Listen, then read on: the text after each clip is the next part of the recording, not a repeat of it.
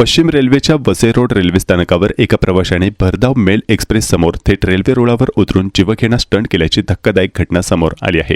या घटनेचा video social मीडियावर मोठ्या प्रमाणात व्हायरल होत असून रेल्वे प्रवाशांच्या सुरक्षिततेबाबत पुन्हा एकदा गंभीर प्रश्न उपस्थित झाले आहेत। मिळालेल्या माहितीनुसार वसई रोड रेल्वे स्थानकावर एक लोकल ट्रेन थांबलेली असताना शेजारच्या मार्गावरून भरधाव वेगाने मेल एक्सप्रेस ट्रेन धावत होती।